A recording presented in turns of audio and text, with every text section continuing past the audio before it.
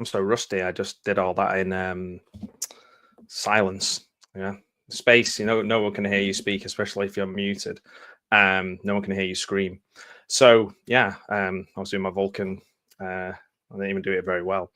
Live long and prosper, everyone. So yeah, it's been a while since I've done a live stream, so I'm probably a bit rusty. So it's pretty cool to do this. I've just got a little bit of time. I've got some a little bit of cancellations with work, so I've got like a little bit of time, and I just thought I'd go on and talk about what I'm doing during my spare time this month. So there's a lot going on the channel behind the scenes. I'm doing some a podcast with Steve Nallum. We're doing a Ghost Stories podcast, which is something, the level of detail and research and information that we're putting into it is meaning that it's going to be pretty epic. So we really want to make sure we do it well. So it's taking a lot of time to prepare behind the scenes. By the way, I've got a heat patch on my neck, so that's why I look a bit strange.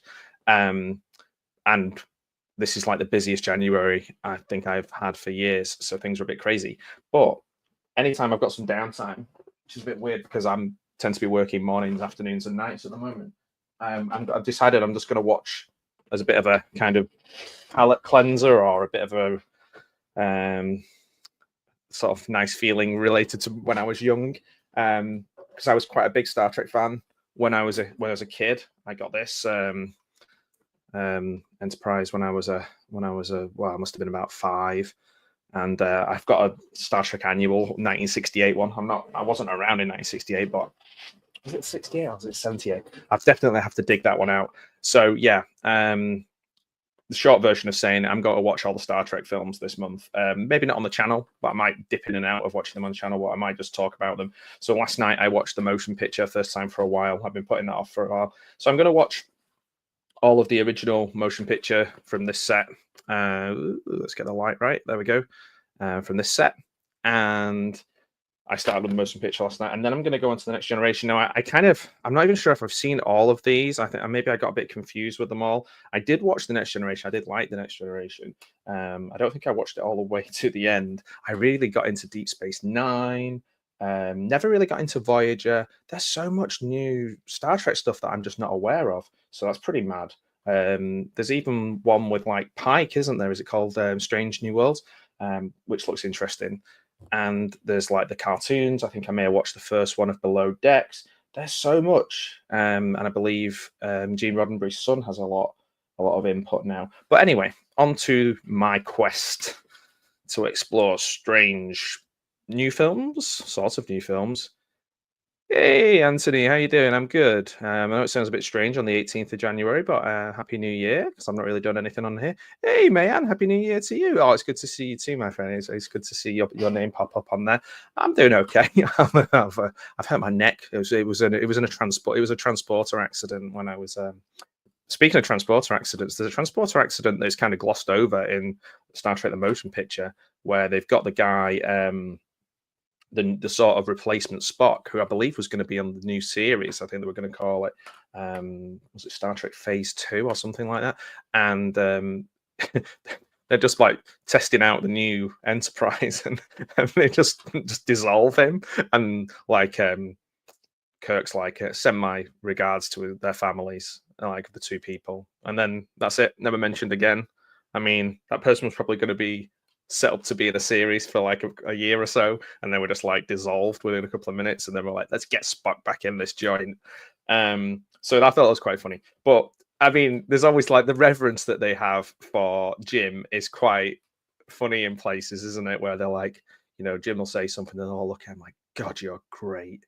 They all look at when I don't know what Bones has been doing during his hiatus from from the Enterprise. He comes back with this sort of stick-on beard and a big medallion, looking like he's been at some sort of swingers party. I loved DeForest Kelly. I thought it was great. The original cast, I think they were all worried they weren't going to have a lot to do, and they were probably right. Sadly, the weird dude from Seventh Heaven, the deviant guy from Seventh Heaven, is Decker, who's like this captain in motion picture who Kirk decides he wants to sort of come back and take over on the Enterprise, and and Decker's a bit upset about it, like you haven't been in space for ages, you don't know what you're doing, kind of thing.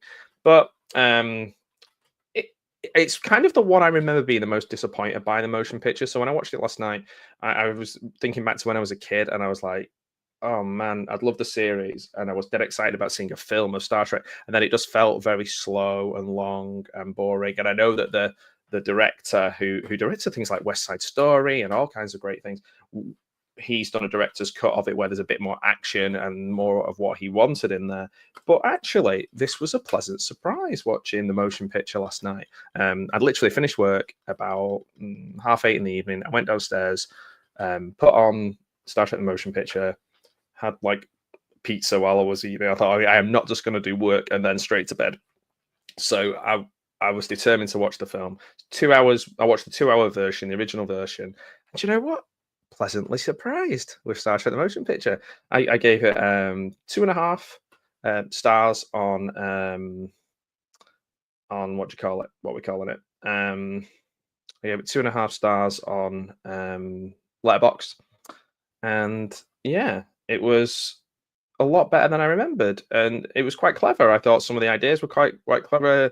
It was a little bit more cerebral. There was a lot more talking, but it was nice to see all of them back. Not a massive, I don't know about you, but not a massive fan of the new uniforms that they had. I thought that was a bit pants. Didn't quite like, it was a bit bland.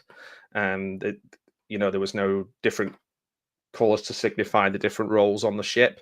It was a bit beige. It made me feel a little bit like it was trying to elevate it into some sort of more 2001 kind of feel to it, more like astronauts, or rather see them as astronauts.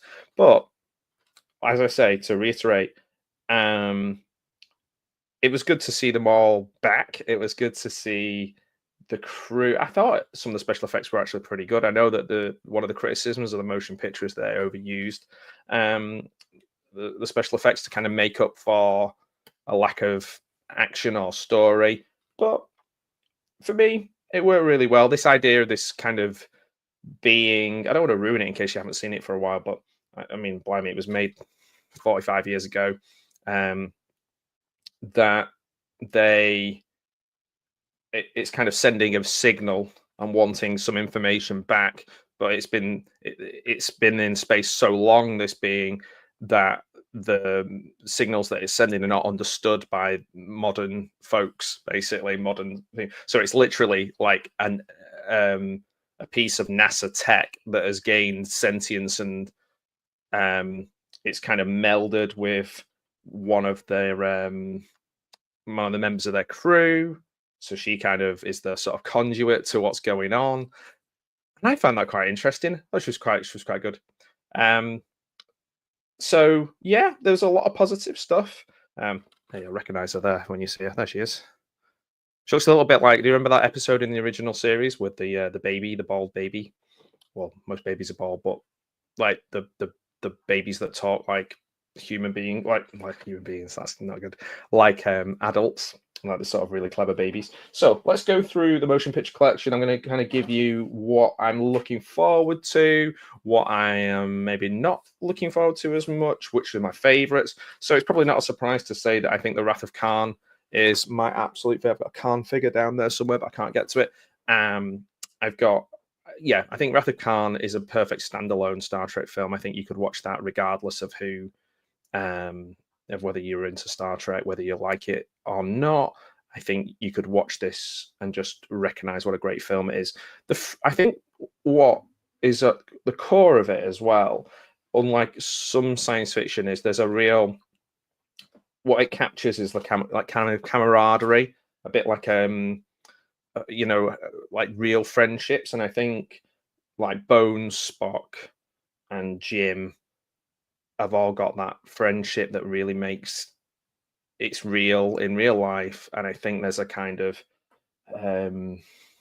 almost like a pathos and a kind of like a deep, like male friendships, like healthy male friendships. I know you might say there's a bit of misogyny in some of the original series, maybe not so much in the films, but like, I don't know, there's just a kind of it's nice to see friendships where I guess that it's all focused on how great Jim is. Don't get me wrong, and that might be to do with William Shatner's kind of influence, but the Wrath of Khan really is about friendship, and it is like quite touching, isn't it? Wrath of Khan, and you know, that's the one I always look forward to watching. It. Sometimes I'll just watch that independently of whether I'm watching any other Star Trek things. This isn't a brilliant white box set visually, but yeah. So the Wrath of Khan, can't wait for that one. I think that's a 9 out of 10 film or a 10 out of 10 film, regardless of its place in Star Trek. I think it's just a great film. Search for Spock, I think that's okay. I think that's a good one. It does it undo some of the work that they did in the second one? Possibly. It like in any franchise, Friday the 13th being a good example, you sometimes struggle to undo and fix or change things in order to carry on because you think certain threads are not going to continue, but then they have to. So you have to find a way for it to make sense. So sometimes that gets a bit confusing, doesn't it? The Voyage Home. The Voyage Home, I'll be honest, I haven't seen it for so long. I can't remember much about it. I do remember them flying a Klingon bird of prey, which I think is awesome. Like, other than the Enterprise, Klingon bird of prey is a sick spaceship, isn't it? It's just awesome. Oh my. And yeah, so we've got a bit of a Sulu on there. Then we've got the Final Frontier. That was like that joke when you were a kid. It was like, how many ears does Mr. Spock have? And it's like 3. Left ear, right ear, and the final front ear. Jeez, oh my word. That's the sort of thing you get at holiday camps in the UK, man. So the Final Frontier, I believe, is the Renegade Vulcan. And he kind of hijacks the ship. And they're basically under control of this dude. I can't remember much about it. I'm looking forward to seeing it again. Maybe it's kind of wearing down a little bit, like the kind of the creativity of it by the time we get to the 5th one. But I don't know, because I like the Undiscovered Country. I can't remember that much about. Oh my word, my brain has just gone. So this one is about what the Klingon Empire is brought to its knees. The foreign concept of peace with the Federation may finally be in reach. Enterprise and crew are implicated in the brutal assassination of a Klingon diplomat, bringing worlds to the brink of full-scale war. Okay, all right. I feel like I've missed something out there. Have I missed out the Voyage Home? Oh no, the Voyage Home is there, isn't it? Yeah, I think I like the. Yeah, Voyage Home is the one that's mainly on Earth, isn't it? And yes, Returns to Earth. That's the one that feels just like a real 80s movie. It feels like almost like it could be alongside like an Arnie movie or something of that time. With them being on Earth as well. I remember seeing a trailer for that in the cinemas actually when I was a kid and being quite excited about seeing it. I think it did pretty well, didn't it, The Voyage Home? I remember the poster being pretty good. It felt almost out of character. I mean, obviously, after I think the motion picture, because motion picture is very Roddenberry influenced. I think the second one was so successful and it didn't have a lot of Roddenberry influence. I think that then they kind of go more sort of Hollywood, and kind of lose sight a little bit of what they're doing. It's a bit. They even managed to do that. If you think with the J.J. Abrams ones, and I quite like the last one, but that's like an action film. That's like the last one they did is like an action film, like Kirk's doing all kinds of crazy driving around and jumping. But that is the least Star Trek like what I think of Star Trek. The last Star Trek one that the J.J. Abrams one, second one, the sort of the Cumberbatch one, didn't do it for me. And the first one I thought was really good, but I'm not going to be watching those in my kind of my Odyssey, my Star Trek Odyssey. Now moving on to my Next Generation one, and this is where my memories get really hazy. So like I say, I would never say. I probably don't know as much about Star Trek as I know about Star Wars. But as a kid, you kind of, I remember watching.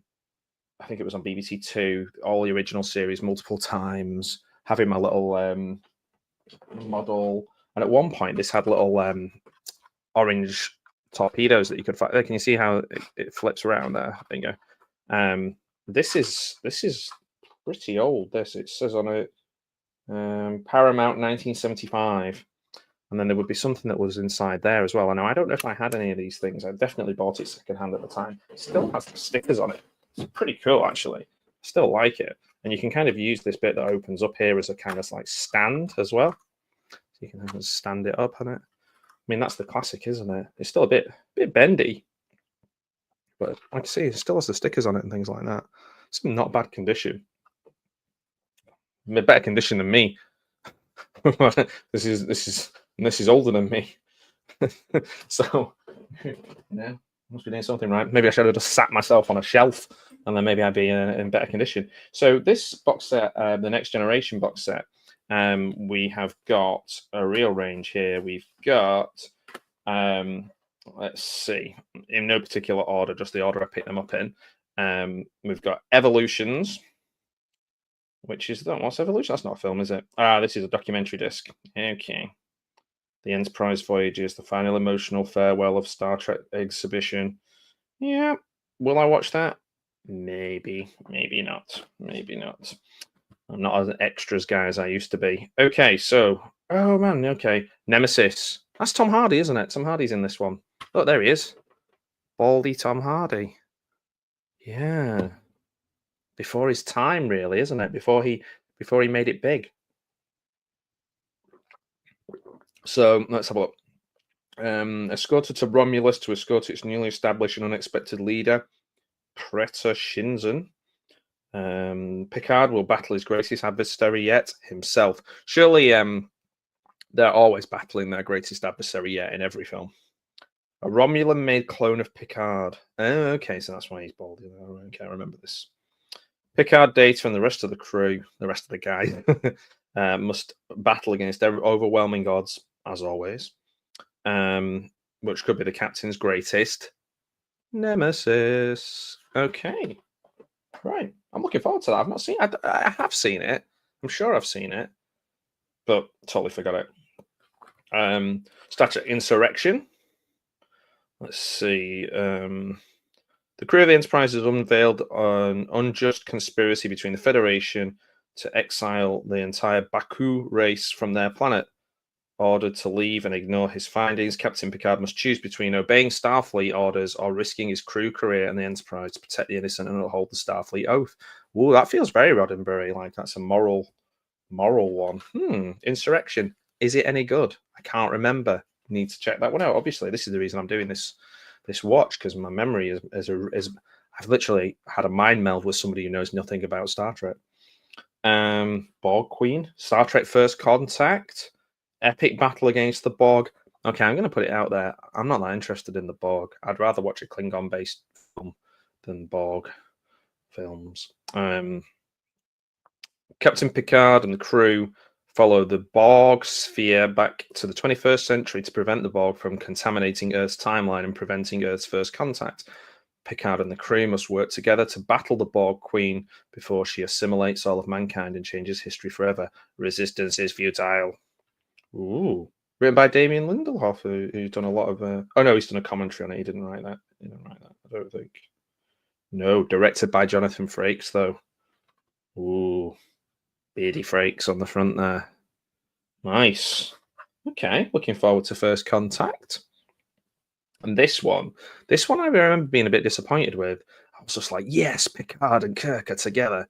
But like, it doesn't, I don't think it goes the way I want it to go. I don't want it to, it's not like a high five and they both kick butt together. Or, it's the late 23rd century, retired Starfleet officers Scott Chekhov, yes, Captain, and Admiral James T. Kirk are guests aboard the maiden voyage of the new Enterprise B. Fancy being on the Enterprise B. I'm the captain of the Enterprise. Are you? Okay, I'm the captain of the Enterprise B. It's like being, you're not the second best. You're like, this is one. This is the first one. You're Enterprise B. Guests aboard, they receive a distress call from a vessel trapped inside the Nexus. A bizarre energy ribbon. Kirk sacrifices himself in a heroic effort to save the lives of passengers. 7 decades later, Captain Jean-Luc Picard, make it so. No, he doesn't speak in a French accent. And the new crew of the Enterprise D encounter Dr. Soren. So why can I not say Soren? I'm sorry about that. A scientist with a strong obsession to harness the power of the Nexus to cast millions of innocent lives. Picard's only hope for the future lies with the Nexus and a legendary captain from the past. Ooh, who could it be? Captain Pike. No, it's not. It's not. And who directs this? My eyesight's not good enough to see this anymore. David Carson. Okay. Who's in this one? James Doohan, Malcolm McDowell, Marina Sirtis, Walter Koenig, and William Shatner as James T. Kirk. Michael Dorn, Gates McFadden. It's a good name, isn't it? Begin Gates McFadden. Dorr McDonald. Jonathan Frakes, Patrick Stewart. Yeah, that sounds like they're all there. Generations. I just remember being disappointed with it. Maybe this time I'll enjoy it. Maybe this time I'll get more out of it. I don't know. It's just funny, isn't it? It's like there's a laughability sometimes about Kirk and like how amazingly perfect and wonderful he is, but also, let's be honest, he is cool. Like, I know people make fun of Shatner's speech patterns or whatever, but he is heroic and he is awesome. And when you're a kid, you do like James T. Kirk and think he is absolutely amazing.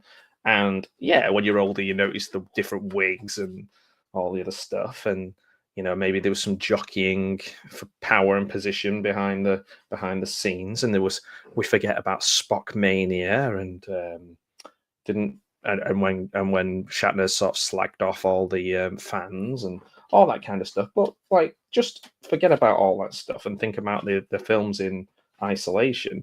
It's going to be fun, this, isn't it? It's going to be fun. So what I'm going to do is during the month, I'm going to kind of try and if you follow my Letterboxd, you'll see when I watch them or not. Already I've put my rating up for Motion Picture. I actually gave it 3 stars. I thought I gave it 2.5. I actually was feeling in a really good mood after I watched the Motion Picture last night.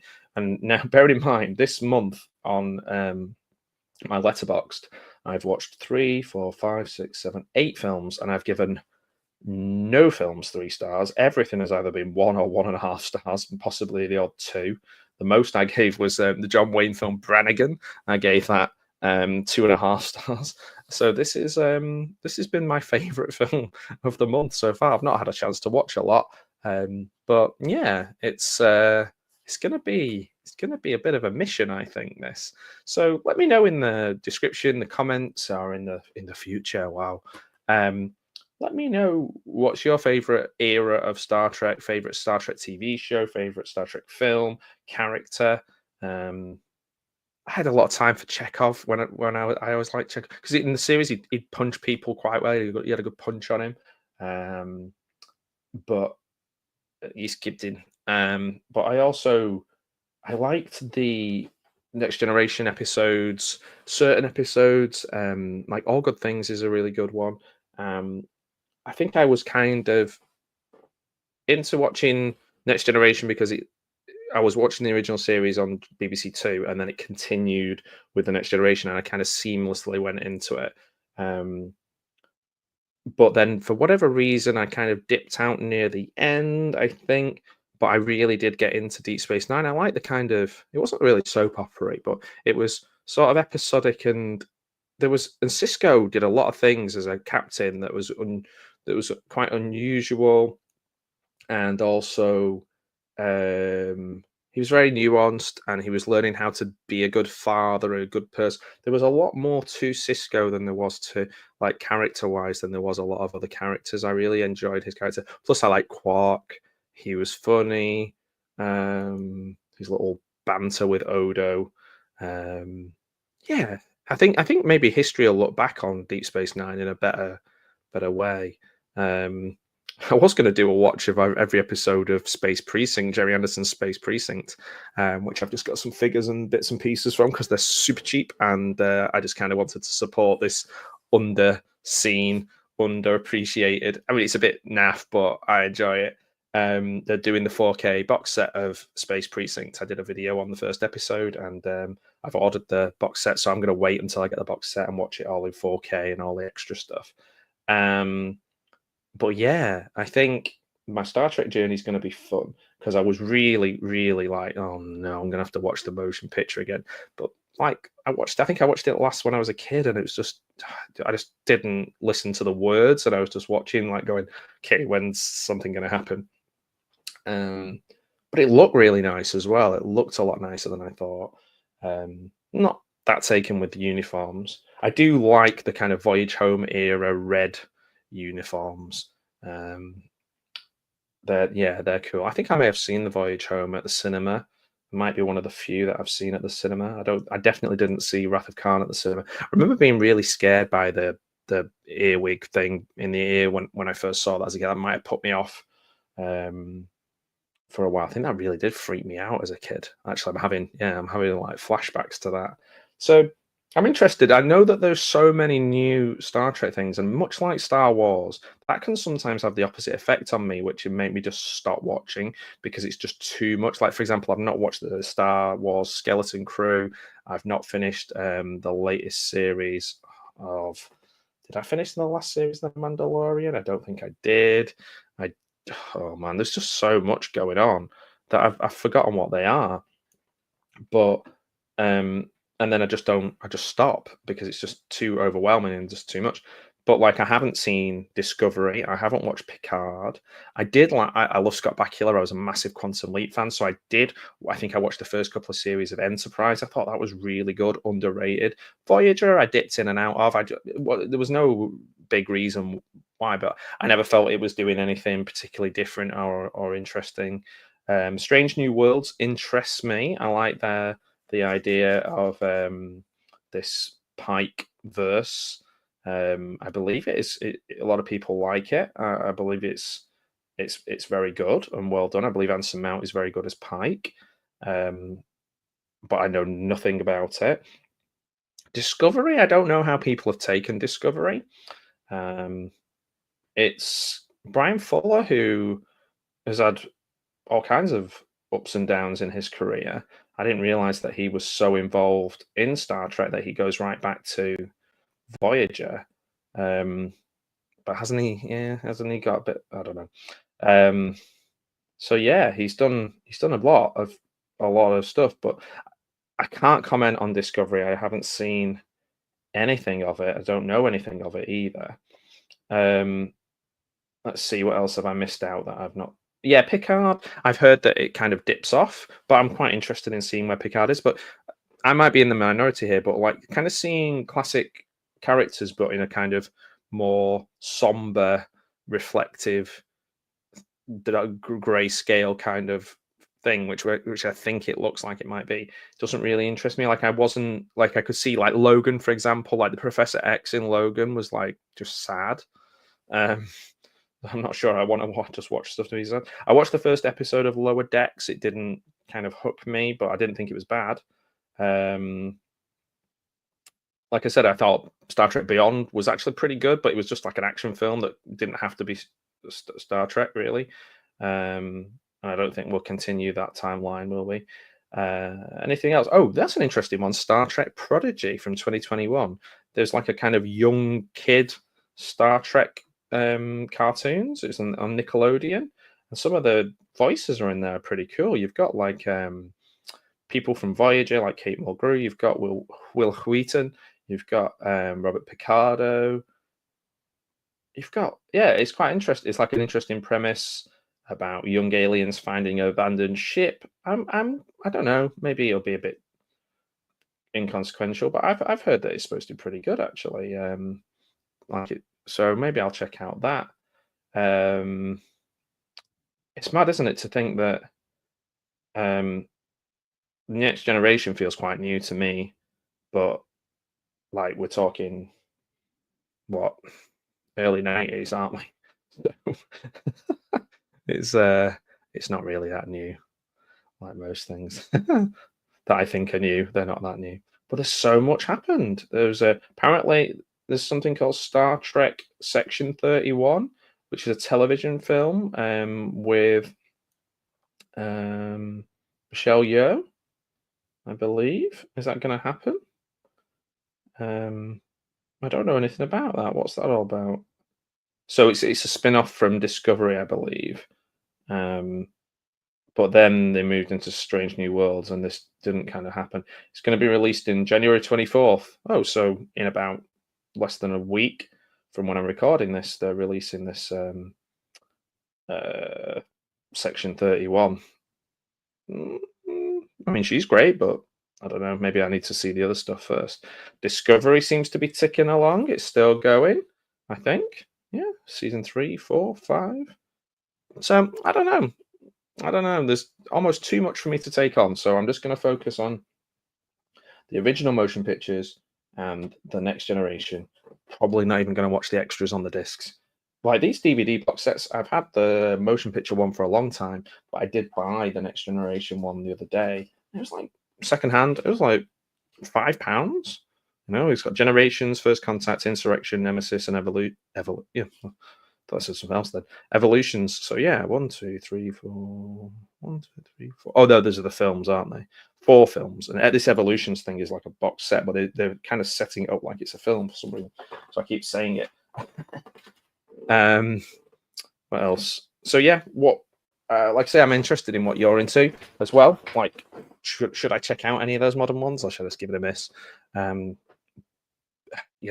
me, I'm not saying the original is always the best, because I think they did an incredible job, really. So with the next generation, some of those characters are pretty embedded now as just as much, just as loved as some of those original ones. But Star Trek found its audience, didn't it? The original Star Trek didn't do particularly well. Sort of found its audience over time, like so many great things that didn't necessarily come out of the. It's like It's a Wonderful Life or Only Fools and Horses. These are things that took a little bit of time to find their fans, find their voice, and really hit the ground. And these days, you don't necessarily get that. Something like, say, Freaks and Geeks, which was one of my favorites from the 2000s. They just got to make one series, and they're like, "You're done." It's like, oh man, you've built this world, you've got things going in a way that people want to see more, and they just stop. But now we're even at the point. I think yesterday I saw that they were doing a Dick Turpin comedy drama thing on Apple TV, and they halted it halfway through making the series. So like you don't even get to either you don't get to see the whole thing, or you don't get to see or you don't get to see any of it. The decisions have been made before you've even got a chance. The audience has got a chance to make up its mind about it. So that's really tricky, I think, these days. And there's also, like we said, there's just so much choice. My Star Wars journey is definitely on hiatus. I think I watched all of Obi-Wan Kenobi series. That was really good. I will definitely be watching Andor. Andor was such a slow build. I was like, not sure I'm liking this, not sure I'm liking this, not sure I'm liking this. Oh, I'm quite enjoying this. Oh, I love this. And by the end of it, I was like, Andor, it was awesome. Andy Serkis really made that as well. The last episode was one of the best Star Wars things I've seen. So good. So I'm interested in Andor season 2, which is coming soon. I like some of Obi-Wan Kenobi. The first season of Mandalorian, we could probably stretch it to 2. It didn't need to go any further than that. The first season was really, really good. Second one, yeah, okay, we like it. Let's make another one. But yeah, I've not seen the Skeleton Crew. I've not seen. Oh, what's the other one? Oh my word! This is where you test it. Book of Boba Fett. I did not enjoy, which I don't know if many people did. Again, that kind of felt quite sad. That one. I haven't seen much of the animated Star Wars, and I definitely haven't seen that much of the animated Star Trek. But there's so much. I did watch quite a lot of the Clone Wars. I got into that, the 2000s series and film. But yeah, I'm a bit all over the place with my Star Wars, Star Trek fandom. it's just a little bit too much. I don't know. Are you the same as me? Do you feel like there's just an incredible deluge of media being thrown at you, and sometimes you just reject it and just go, nah, nah, not having that. Maybe maybe I'm not on my own with that. Maybe I am. Maybe you watch every single thing that comes out. Maybe the same with Marvel. Maybe you're like still on the Marvel train, like with everything that they do, and you watch it, which is awesome. If you do that, almost takes a certain level of dedication that I'm possibly not willing to have. I'm from a generation where the idea of a comic book movie when I was a kid was just amazing, just out of this man. Like I am the generation where we had to go to the newsagents and specially order comics or look and see if what price they'd stuck over the American price, and what I had to pay to get a comic. I had to really save up to get a comic. And I've still got some of those original like 1983, 84 comics that I had. And it wasn't like, hey, I'm a bit of a geek. We're all bit. It was like, you're a fucking geek. It wasn't anything that people were, you know, sort of like, hey, me, I'm a bit of a geek wearing your Marvel gear. Like it wasn't cool at all. Not saying like, oh, I like the band's first album kind of thing, but it's great that it's just so mainstream and loved. And maybe horror's going that way too. Maybe horror is like becoming super mainstream. I think once we have a few horror films that start winning Oscars and start kind of, and they might have to, because it's either franchise films or horror at the moment that make it to the cinema, if we start having things winning the Oscars that are very, very niche that nobody really watches, then it's only representing the kind of eating themselves and only showing films to the people to make decisions that films that they think are worthy of winning. So I don't know. Anyway, not that Oscars are the all and end all, but I'm kind of interested in the trends of cinema, and I'm so baffled when it comes to Marvel now. You know, there's a few things there that I think are absolutely brilliant, but it's finding them, it's working out which one is worth it. You know, we kind of got to that end game, and it's really weird because if you think about it, like the end game, it kind of coincided with loads of bad stuff happening in the world. So as that film and that phase ended, and we kind of got into like COVID times, a lot of weird, strange stuff happened at exactly the same time. And yeah, it just almost, it was like a media signifier of like, just throw up our hands and who knows what the fuck's gonna happen. um, and yeah, I guess it's a bit unusual. Um, it's just a bit of an unusual situation really to be in, where the thing that you liked and that you liked as a kid, it was really hard to get hold of, is now everywhere, and there's so much of it that you don't know how to choose. So I guess that's where we go back and watch the things that we feel comfortable with. So I'm going on a Star Trek voyage for a little bit. If I get through them all this, I don't know if I'll try and get through them in this January. I'm going to be recording the podcast on Fridays with Steve, and other than that, I think what I'll do is I'll release all of the little, because every podcast we do, every story that Steve reads, I'm going to pair it with a film. So I'll also release the pairing of the film. It's going to be horror films that I think go well with the story. And then I'll release those as little clips as well. I'll make little trailers of those. I'll put all of them together if you want to listen to all of Steve's stories and the podcast around them. I'm going to put it all together in like kind of an audiobook form, like a megasode. So that'll be pretty cool. Oh, thanks. I don't know if it's about. Do you mean about like the overwhelming nature of things that we like? But yeah, thanks. It's nice that somebody agrees with me. Thanks, man. Yeah, so I'm gonna really focus on those and make sure that like the whole of my page, the whole of my YouTube channel is just like all about Steve's stories and the films that I like with them. Also with you know, he's going to pair another story, like a classic story, with his story that he's reading. He'll do the voices, and obviously he's a very, very successful voice actor, from Spitting Image and the Muppets and or you name it. So it's going to be great hearing him read his extracts. And I'm really, we're just going to kind of delve into the classic horror story genre, but also there's some real modern stuff in there as well. So yep, that's all coming up soon.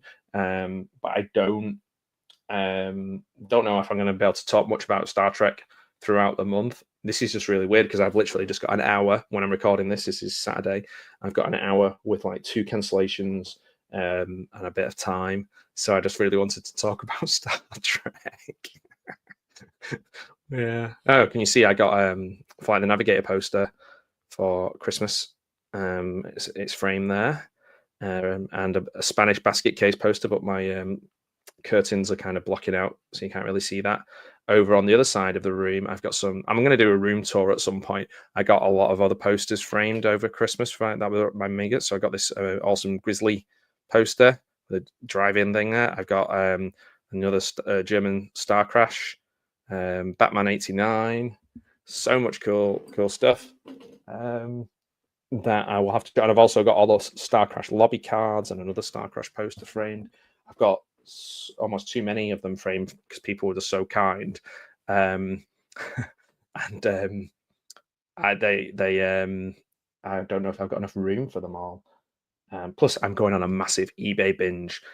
Not necessarily all buying, but definitely like selling, trying to clear up a bit of space.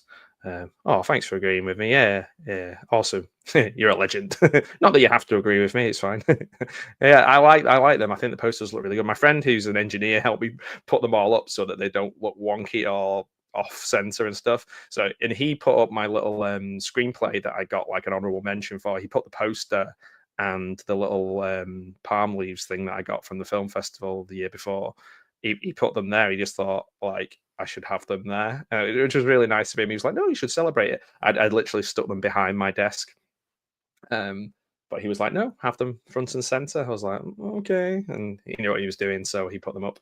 I also have like a poem that somebody wrote when I left. One of like a member of staff wrote for me. It was like a very nice, lovely complimentary poem, but I've still not had the heart to put that up because it's just makes me too sad. Like in a strange way, like too melancholy. It's just to hear nice things about yourself is sometimes quite challenging. So yeah, Star Trek. That's where I'm going. That's where I'm going this one. I wonder if I can find Khan. There he is. Khan. I'm all stiff and my neck's healing, but that's why I'm rambling on. There he is. It's funny. It's got Khan like a modern-ish Kirk, but an oldish Khan. And I believe in one of the new, I think it might be Brave New Worlds, Khan's daughter or someone is one of the crew members. Wow. So that's interesting. On the back of it's got like a Khan, Wrath of Khan kind of. Rathagan. That'd be Rocky Rathagan. Yeah, that was right. I made a Shaka Khan reference. I don't know if I've got any other Star Trek stuff here. I did get something science fiction based, which is quite funny. Charity. I got Count Binface. And if you can tell me where Count Binface is from, let me get him up to the camera there. It was a charity based thing. Come on, focus. No, you're not going to focus on Count Binface. There we go. No. Yeah. See. If you're not sure who Count Binface is, Google him. He's pretty cool. I got that. That's just like a little extra charity buy. I did rearrange all my figures recently because they all fell over.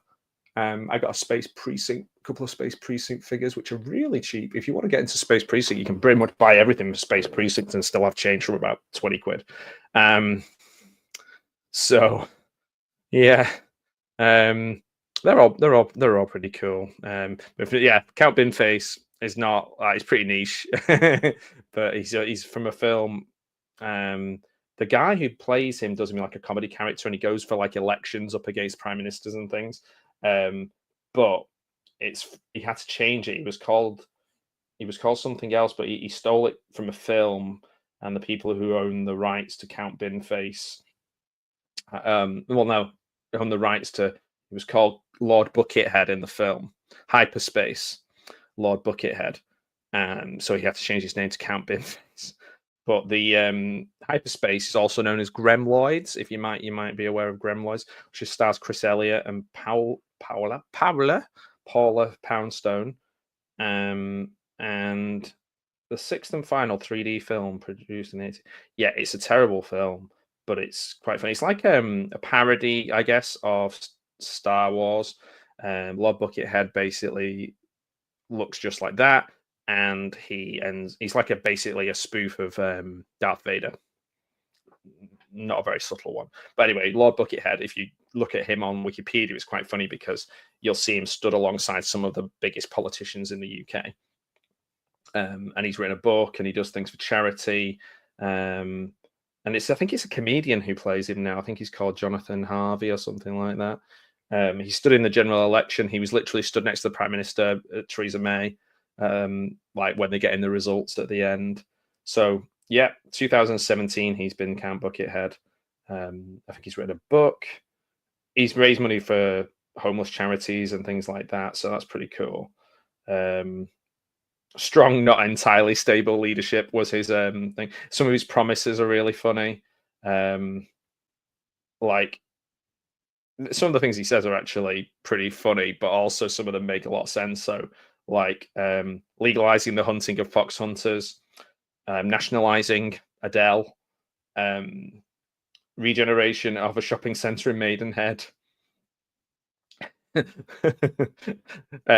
able to sell arms so that Lord Buckethead can buy laser weaponry, things like that, which I thought was quite funny. So yeah, he's actually been, Lord Buckethead has been up against Margaret Thatcher. He came fourth to Margaret Thatcher in his first election. He came fifth to John Major. In this part, he came 7th to Theresa May. He always seems to go up against the and he came a bit closer. He came up to 6th to Boris Johnson. There's Count Binface and Lord Buckethead both were in against each other. Anyway, it is science fiction based, so I'm still staying on topic. Okay, so I'm still talking. And another thing I've done, I don't know if you guys have seen my Star Crash collection. I actually got the press pack for Star Crash. I've got my Star Crash posters, I've got lobby cards, got DVDs, met the director and lead actor, and I also met somebody, an amazing guy called Mark Ross, who makes a podcast, and he does a podcast about 2000 AD, but he has written a script for a sequel to Star Crash, and this has all been kind of accepted by Luigi Cozzi, the writer-director of the original, or Lewis Coates, as he was called when he made that. He is a really nice guy, and hopefully I'll get to chat to him about his script, his book at some point. But since then, since I made that video, I've actually got a lot more Star Crash stuff. So somehow I'm becoming the foremost collector of Star Crash memorabilia. I don't know if there's many other people who have as much. Maybe. It's a strange thing to say that I'm at the forefront of, should I say? So yeah, I mean, Star Crash is like a kind of a funny little anomaly because it's written based on what Luigi Cozzi thought Star Wars would be like, based on, I think, a poster or maybe even a paperback book. So yeah, it all comes full circle. We're back with Star Trek and Star Wars.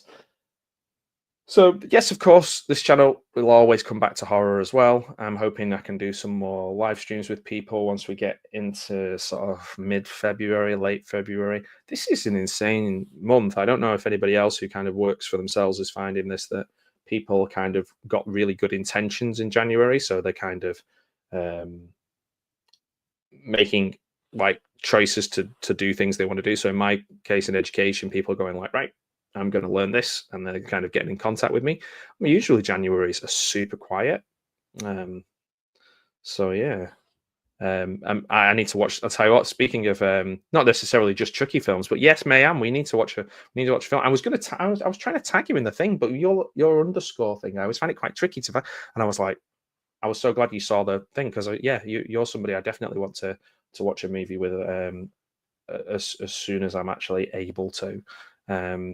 Yeah, loads of people who I've got on my list of just to chat movies with, and it's a nice little social thing to do, but also you're just kind of sharing love and having a bit of a laugh about, I don't know, a terrible movie. Maybe we do another Chucky film, Mayan, if you're up for it, because that's another little grey area for me. As you know, you're my Chuckyologist. You know a lot more about it than I do. So yeah, so that would be cool. That would be definitely cool. I did get a really good book on vampires over Christmas, and I've listed about 12 in my playlist of my watch laters that I need to catch up with. So I might do a bit of a vampire season. I was thinking of going only 2025 only watching vampire films on the channel, but I don't know. We'll see how that goes. I know it'd be like find your niche, find your niche. It's really difficult when you've got a brain that goes in a million directions to find a niche. Saying niche as well just sounds like how Sean Connery would say niece. Find your niche. So yeah, definitely certified. I know. You went to Chucky school for 4 years. Got that post grad in Chuckyology. Studied under some of the greats, Professor Dourif and Professor Tilly. So yeah, I mean, my word. Who else? Who else could I have on? So yeah, I'm gonna kind of leave it there because I have got to crack on with stinky work. Boo. But it's been really cool chatting, seeing familiar faces in the chat, and hopefully, if you're watching this later on, you'll give me your thoughts on some of the things I've rambled on about. The Charles Lee Ray Academy, yeah, Charles Lee Ray, Charles. They should have like a little posh English version of Chucky in a little suit where he will only call himself Charles, and a little top hat, a little stick. So yeah, I'm just looking around, seeing if there's anything else to share with you guys, a little bit of an update. But I appreciate anybody who watches anything on the channel. I know because I do a range of different things. Sometimes loads of people watch and sometimes nobody watches. And I'm okay with that. I feel like maybe if this is just my kind of journal of just what things I'm into, and hopefully some people attach and go, "Oh, I like that too," and we've got something to talk about. Or I hate that. Why? How could you possibly like that? The other thing I wanted to mention as well, when we're talking about that, you know, is that YouTube have done this thing recently where a very, very strange thing where I had like watch hours going up and up and up and up and up and up all the way till January. And then I got to like about January the 5th, and then they just took loads of watch hours off me, which was a shame because I was kind of working towards that next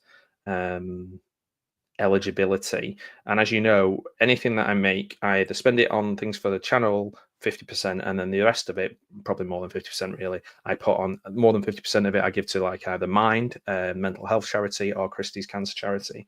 And yeah, I was on like getting close to that 4,000 watch hours. I was right around it, and then they just took hundreds of hours off me. And I was really disappointed. So they're like, we carefully check all these things, but I don't know. But anyway, just a huge shout out to all the people who have, like Mayan actually, who have done like super chats, or people who have become members, like Rob's Vintage Video, JDJ Holt, My Flock Sarah. You know, people who have become members of the channel. I will make sure that I post lots and lots of stuff, even when I'm super busy. I will post lots and lots of stuff for you. Because you deserve it. And just anybody who's watching, the people who don't comment, the people who do, the people who comment rubbish things, like you suck and stuff like that, that's fine. Maybe I do. And people who write really nice things, I like that. That's nice too. Don't get me wrong. And I really appreciate you, and I really appreciate you, Mayan. Thank you for joining me during this as well. I'll get there. We will get there. It would be nice. It would be nice to kind of hit that other target on YouTube, just so that I can, because I kind of have a little plan of what to do once I get there, and then how I can kind of pass that money on to, you know, people who really need it as well. Not that I'm going to make millions, and then nobody does. Well, some people do, I guess. But I just kind of want to get to that position where I can maybe make, I don't know, let's say £5 a month and give £3 of it to somebody who deserves it, and just kind of know that, or it'd be nice to be able to like pay for YouTube Premium as well, so that I kind of get something out of it too, which is that selfish, I guess. I don't know. So at the moment, it's going. People are watching some things, they're not watching others, but it doesn't really matter. It's the most important thing is that people who do watch enjoy it, and I enjoy doing it, because if I don't enjoy doing it, I won't do it. And that's important in life, I think. If you get to a point where you're slogging through things, then maybe try and find something else to do if you can. Try not to get trapped.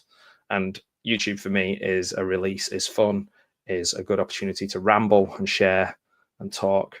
So yeah, you have an amazing day. Thank you. You have an amazing day too, Mayan. Thank you. Oh, that's really kind. Oh, sending so much love.